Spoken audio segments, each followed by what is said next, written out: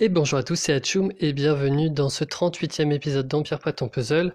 Dans cet épisode, nous allons parler de la nouveauté du moment, le Path of Valor. Je le dis en anglais parce que je trouve ça vachement plus classe de dire Path of Valor que de dire Voie du courage en français. Euh, bon, il y a beaucoup de gens qui ont déjà un peu traité le sujet sur les réseaux, sur YouTube. Je vous recommande d'ailleurs d'aller jeter un œil à la chaîne de Renegade Empire and Puzzle. J'ai vraiment apprécié sa vidéo, je partage énormément de ses opinions. De toute façon, je vais le rappeler un petit peu dans cette vidéo, puisque je peux pas m'en empêcher de le dire de ma propre voix. Mais en tout cas, allez checker sa vidéo, et puis de manière générale, sa vidéo, c'est quelqu'un qui montre un peu son gameplay, etc. Qui, comme tous les gameplays qu'on peut trouver sur YouTube, comporte beaucoup d'intérêt et aussi et aussi des faiblesses, hein, mais je parle pour tout le monde, hein, moi y compris. Donc je trouve ça intéressant d'aller un peu voir les vidéos, d'essayer d'échanger justement sur les différents choix. Bref, très bonne chaîne à aller consulter. On va directement s'attaquer au Path of Valor. Donc si vous avez pas sorti le jeu depuis quelque temps, en l'occurrence depuis hier, que vous ne savez pas ce que c'est simplement un nouveau mode qui permet en fait de manière continue pendant 50 jours d'accumuler des points par l'intermédiaire de missions. Donc il y a des missions qu'on a quotidiennement, ce sont les 3 duos que j'ai pu finir. Euh, et ensuite il y a ce qui s'appelle les défis courage où c'est graduel, c'est-à-dire qu'on commence par un défi qui est assez facile. Donc par exemple pour les héros, le rang 1, je crois que c'était tuer 10 héros en raid, ou non, c'était 50, pardon. Et ça donnait moitié moins, il me semble, de pièces. Enfin, je sais pas comment ils appellent ça. Les points courage. Et du coup, ça va en difficulté croissante. On accumule les points qui nous donnent accès à un certain nombre de récompenses. Et il y a un chemin de récompense qui est gratuit. C'est ce qui est à droite, c'est ce que j'ai déjà récupéré. Et un chemin payant. Pour l'activer, il suffit d'aller sur le bouton activer. On obtient instantanément 300 gemmes et un jeton et on aura accès aux récompenses qu'il y a dans l'arbre de gauche. Donc, alors déjà, qu'est-ce que je pense? On va vraiment scinder l'épisode en deux parties. L'aspect gameplay et l'aspect financier. L'aspect gameplay, je trouve ça très intéressant de la part de Small Giants de nous proposer un petit peu des nouvelles choses, des choses qui nous permettent un peu d'explorer l'univers un peu mieux, parce qu'on a tendance à tous avoir notre petit recoin de farming. Moi je sais que c'est le 9.4 saison 2, je farme quasiment tout le temps en 9.4 saison 2, et bah non, là quotidiennement il va falloir que j'aille faire des niveaux brume épaisse, des niveaux sous l'eau, en l'occurrence ici. Euh, alors pour les quêtes de ressources, bon j'ai envie de dire, je pense que même à petit niveau, on va pouvoir les faire assez rapidement, collecter de son nourriture, etc. C'est juste quelque chose qu'il faut. Il y a le côté aussi prendre l'habitude d'eux pour les débutants qui peut être intéressant, même si je pense que c'est assez intuitif quand même quand on voit que la bouffe est prête, on a envie de cliquer dessus. Euh, c'est très, euh, c'est très français, je pense, de se jeter sur la bouffe comme ça. Mais bref. Ensuite, pour les défis courage, là c'est un petit peu plus, bah voilà, il y a des gens qui font pas forcément tout leur raid. Euh, Bah voilà, là c'est l'occasion de se dire, ah bah tiens, je vais peut-être faire un petit peu plus de raids et puis ça va me permettre de remplir un peu plus rapidement ma mission. Ça donne envie de jouer en fait, c'est ce que je veux dire. Pareil, les batailles dans le tournoi, il y en a qui ont un peu abandonné les tournois parce qu'ils n'ont pas les héros, etc. Ben non, on s'en fout, jouer. Il faut juste jouer en fait dans ce jeu. Même si on n'a pas les bons héros, etc., c'est pas grave. On perd, mais on apprend quand même en perdant. Éliminer les titans, bon ça veut dire rejoignez une team au plus vite, sinon vous allez perdre vraiment beaucoup d'aspects du jeu. Attaquer en guerre d'alliance, c'est bien. Attaquer 6 fois, incroyable. Et oui, parce qu'il y a encore des gens dans certaines équipes qui ne font que 3 frappes parce qu'ils ont soi-disant pas les équipes. Mais on s'en fout, taper avec un étoile, mais taper quoi. Bref. J'ai déjà un peu abordé ce genre de questions. Mais voilà, juste on tape. Terminer un événement défi, bon, ça va être un peu compliqué d'accumuler ce genre de quête, hein. J'espère que... Je sais pas ce que c'est que le niveau 2, du coup peut-être terminer 2 événements défi, donc il va falloir attendre... Bah non, du coup ce sera pas possible puisque c'est un par mois et que du coup mathématiquement ça va être compliqué en 50 jours de faire 2 défis. Et ensuite, bon là il y a le petit truc, invocation. Ok, ok, donc invoquer, oui d'accord, il y a l'invocation quotidienne, donc ça il faut bien la faire. Il y a les jetons gris, mais bon, il y a aussi une petite partie qui vient du portefeuille, on va dire quoi. Donc tiens, juste pour le fun, pour ceux qui savent pas comment chasser les canards, je vais juste montrer une petite vidéo que j'ai fait tout à l'heure, où en fait vous n'avez qu'à... Là ce que je suis en train de faire avec mon doigt, parce que c'est vrai qu'on voit pas mon doigt sur mon téléphone quand je mets... quand je tape sur l'écran. Mais en gros, faut juste taper à mort en fait. Faut juste taper à mort sur les canards. Donc, bah, amusez-vous. Moi, je savais pas que c'était quelque chose qu'on pouvait faire. Apparemment, on peut aussi tuer le dragon. Il y a un dragon des fois qui passe dans le ciel et on peut le tuer. Donc, ce sera peut-être une quête quotidienne un jour de tuer le dragon. Donc, faut juste s'acharner comme un gros attardé sur son téléphone portable avec son doigt. Donc, voilà. Très, je sais pas, je trouve ça fun, ce genre de petits détails.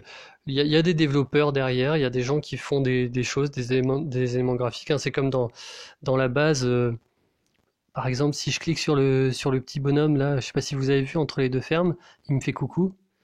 Bon, voilà, c'est le genre de truc. Moi, je trouve ça fun en fait qu'il y ait ça dans ce genre de jeu où graphiquement, c'est pas non plus, ça casse pas des pattes ça casse pas des pattes à un canard justement. Tiens, d'ailleurs, en parlant de canard, est-ce qu'il y en a encore dans le ciel? Du coup, maintenant, je trouve ça super amusant. Tiens, on va essayer de tuer le dragon.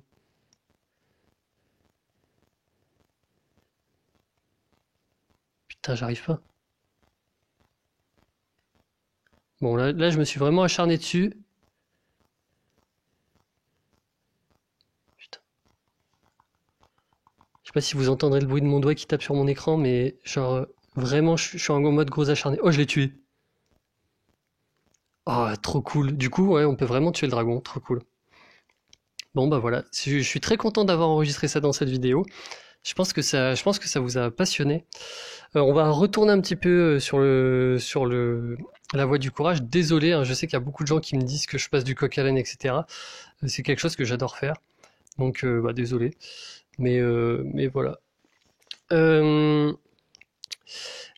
du coup, moi, ce que je me pose comme question, c'est est-ce que les défis vont facilement me permettre... Alors, je crois que ça a été calculé le nombre de points de courage qu'il va falloir pour remplir l'événement. Je crois que c'est aux alentours, alors que je dise pas de conneries. Ah, je sais plus, je crois que c'est genre 32 500 ou je sais plus, en gros c'est entre 30 et 40 000 je crois. Merde, je l'ai su. Attendez 2 secondes, je vais chercher l'information. Voilà, j'ai l'information que je viens d'oublier. Oh putain, ok, ok. Désolé, hein. En plus je viens de le fermer comme un teubé. C'était bon, c'était 47 500, un truc comme ça, ou 42 750. Bref, c'était dans les 40 000. On va pas s'attarder 1000 ans dessus. Moi, ce que je me demande en fait, c'est est-ce que les défis courage et les défis quotidiens vont facilement me permettre en fait d'arriver au dernier échelon. Et ça, pour l'instant, je peux pas vous le dire. J'en ai vraiment pas la certitude. Il y a quand même beaucoup, beaucoup d'étapes. Ça fait beaucoup, ça représente beaucoup de points. Je crois que les défis quotidiens, ça représente quelque chose du genre 4000, ça représente donc 10%. C'est pas énorme et là je dis vraiment des chiffres à la louche, hein. J'avais eu quelques traces de calcul mais rien de précis. Donc ce qui est sûr c'est que pour l'instant il faut y aller, je pense, à pas feutrer. Euh, J'espère en tout cas que que du moins pour des gens qui jouent quotidiennement, les défis sont accessibles et permettront d'aller jusqu'au bout. Je trouve ça intéressant. Enfin, je trouverais ça plus intéressant. Et, euh, et après, on va analyser un petit peu plus en détail ce que ça vaut en termes de récompenses. Je trouve que l'arbre des récompenses gratuit est pas terrible, mais il y a quand même des trucs sympas à voir. Il y a 100 gemmes par-ci par. Disons que ça mange pas de pain. Dans tous les cas, c'est quelque chose. Pour moi, c'est quelque chose. Il faut le faire. La dernière récompense, c'est quand même un objet d'évolution. Donc rien que pour ça, je trouve que c'est intéressant, même pour les free-to-play, de jouer, de jouer. Donc voilà. Ensuite, deuxième question qu'on se demande tout de suite, et je pense que c'est la question qui m'a été le plus posée sur cet événement, c'est pardon, c'est est-ce que ça vaut le coup d'acheter le pass? Alors, moi, dans un premier temps, je vais vous répondre de manière assez philosophique en vous disant que toutes les offres du jeu ne sont pas intéressantes. Dans le sens où je trouve que, je trouve que de manière générale, c'est quand même un jeu qui coûte cher, quoi. Enfin, franchement, c'est encore un truc qui va s'additionner. C'est-à-dire que c'est 11 € tous les 2 mois. Et puis aussi, on claque 10 balles comme ça en événement pour avoir les offres d'événements. Et puis, allez, on reclaque 10 balles pour Atlantis. Donc, au final, on a foutu 25 € dans un jeu sur mobile par mois. Et ça, je trouve ça énorme. En plus de ça, vu que c'est plus rigolo, on prend aussi le pass VIP. Le pass VIP qui fait 50 € annuel, donc qui revient à 12 € par mois. Avec une énorme erreur de calcul, il me semble. 50 divisé par 12. Non, ça fait 4 € et quelques par mois. Mais bref, c'est pas. En fait, c'est même pas la question. Je trouve que je trouve que c'est cher comme jeu. C'est cher. Mais bon, si je devais classer cette offre comparée à d'autres, donc moi, mon offre de référence, c'est l'offre d'événement où il y a 200 gemmes pour 1 €. Enfin, 1,09 €. Là, j'ai un petit peu calculé. Heureusement, cette partie-là, je l'ai un peu préparée. On a 100 gemmes. Alors, c'est vrai que j'ai pas compté le jeton pour troupe, mais bon, un jeton pour troupe, c'est quand même 250 gemmes, donc je pourrais le rajouter à la fin. Donc, de base, si on prend le pass, on a 300 gemmes et un jeton. Donc, un jeton, c'est équivalent 300 gemmes. Ensuite, on a un jeton de troupe épique, donc 250. On a 100 gemmes qui tombent supplémentaires, un jeton. Je parle vraiment en termes de pure valeur juste de gemmes. 100 pièces Atlante, c'est l'équivalent 350 gemmes. 10 pièces d'événement défi, c'est équivalent 300 gemmes. Ensuite 300 gemmes. Ensuite, bon, on a des emblèmes, c'est quand même à prendre en compte. 200, ça fait 700 gemmes. Ensuite 20, ça fait 600 gemmes. On a 50 emblèmes. On a un télescope. Sachant que j'ai pas pris en compte les bonus de farming, etc. Ça, si je ramène en fait simplement à la gemme, c'est 3500 gemmes. 3500 gemmes pour 11 €. 3500 gemmes pour 11 €. Alors moi j'avais fait 3250, j'avais pas pris en compte je n'avais pas pris en compte le petit jeton pour troupe. Donc en gros ça fait 1 € les 318 gemmes. Donc si il faut choisir entre Atlantis, alors oui je crois qu'aussi Atlantis, Atlantis c'est 3 €, alors je sais plus exactement, je crois que c'est 400 gemmes et 25 pièces Atlante, et c'est 3 € et quelques.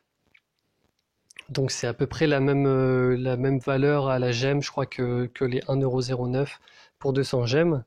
Mais même si on compare à ces offres-là qui sont pour l'instant parmi les plus intéressantes sur le jeu, euh, Là, on a quelque chose qui est dans la tranche haute, quoi. 1 euro les 300 et quelques gemmes, là, comme j'ai dit tout à l'heure, je sais plus. 318, je crois, c'est ça. Bon, bah, clairement, on est dans la tranche haute. Et en plus de ça, on a tous les bonus. Là, on a des tornades, on a des héros entraîneurs, etc. Enfin, clairement, ça fait partie des meilleures offres. Mais il faut surtout pas oublier là que c'est une offre conditionnelle. Et aussi, il faut pas oublier que cette offre, vous pourrez la prendre à la fin des 50 jours. Donc ce que je vous conseille, c'est de ne pas acheter l'offre maintenant, ça sert à rien, ça va juste vous permettre d'avoir les premières récompenses maintenant, alors que faut juste, voilà, faut quand même partir du principe que Empire and Puzzle, c'est un jeu de patience. Ça sert à rien d'avoir les choses dans l'immédiat. Donc, ce que je vous conseille, moi, c'est d'essayer de voir où est-ce que vous avancez. Et si vous avancez pas mal dans l'arbre et que vous vous retrouvez, j'essaie de bouger un peu moins vite mon écran parce que je pense que ça vous défonce les yeux. Et si vous avancez vers les paliers de la fin, surtout là les 50 gemmes, c'est vraiment intéressant, hein. Au total, du coup, on récupère 80 emblèmes de barbares, quoi. C'est un palier. C'est énorme, un palier sur un 5 étoiles. Euh, donc voilà, si vous arrivez au bout, dans ce cas, vous prendrez le pass. Si vous êtes un pay to win. Bien sûr, les free-to-play se posent même pas la question. Euh, et voilà, et si vous voyez que vous êtes à la rue, que vous n'avez pas eu le temps de jouer, etc., et que vous êtes aux alentours du palier, je sais pas, du palier même 30 ou même avant, je pense pas que ça vaille le coup de prendre le pass.